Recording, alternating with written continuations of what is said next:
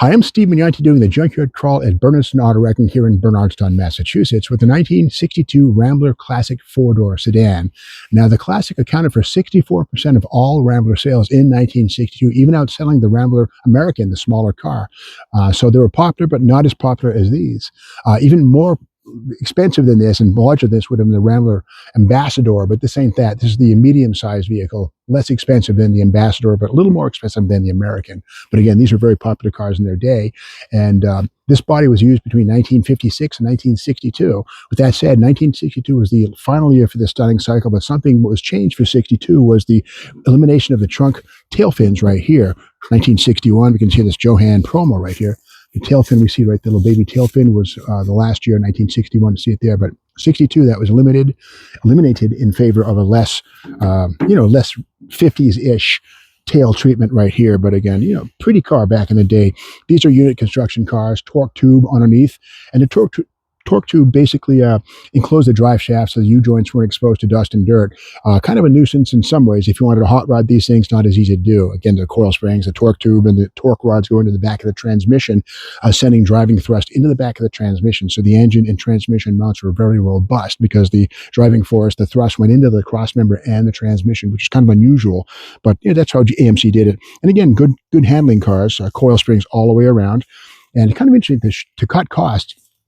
Rambler utilized, this almost looks like, powerboat equipment, speedboat stuff here. It's extruded aluminum instead of, what GM might have used, like stainless steel, but it's attractive, but again, less expensive than actually coming up with stainless parts. And here on this edge right here, the 90-degree turn was cut gently, and then there it is. Not very graceful, but it did the job. And again, these cars were well under $3,500, not even like $3,000 was a typical number of one of these things. And inside here, pretty commodious interior, basic, vinyl rubber floor mat, and no carpet on this one here. And up front we can see the radio delete plate right there, and kind of cool. The radio equipment would have been probably another $40 or $50, something like that.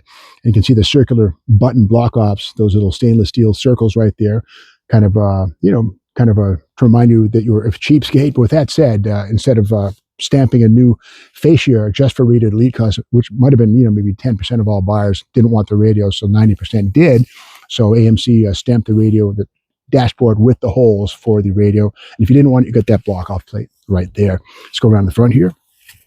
And again, unit construction cars, fairly quiet versus a body on frame. 6-cylinder engine, the 195.6 cubic inch motor, overhead valve, 6-banger. There was also an aluminum block option, which was available. This ain't that, but again, 195.6, pretty tough little engine, 120 horsepower. You can also get a 2-barrel carburetor for 128 horsepower, I think, something like that. So pretty peppy. But this was an automatic car back in the day.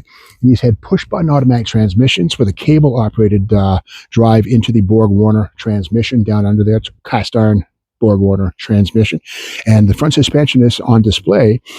These are the deep coil suspension. The coil springs here, located at the upper fender wall, and there it is, the coil spring. They have a cushy ride, not exactly a Ferrari around corners, but again, these have a trunnion, which is kind of a bummer.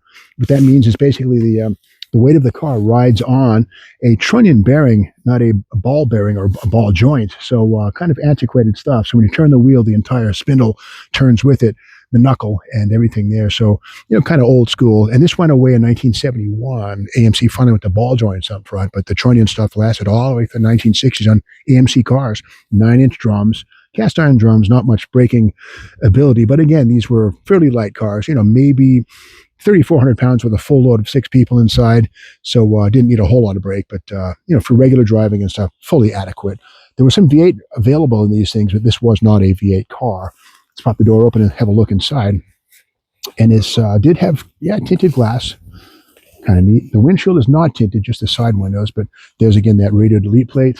And next to it is a clock delete, that little sort of rectangular thing right there with the ovoid. And that's, again, to block off where the clock would have gone if you didn't want to spend the extra, $12 for a clock. You could use your wristwatch or your hourglass or your sundial if you were that frugal. So, again, 4-door sedan, this one here, pretty good piece, and it succumbed to the rust factor here in New England. But again, very popular cars. A lot of these cars were sold back in the day, and again, counted for 64% of all Rambler sales in 1962. Hope you liked this video. If you did, be sure to subscribe to the Steve Meggs YouTube channel, and we'll see you tomorrow for more Junkyard Crawl.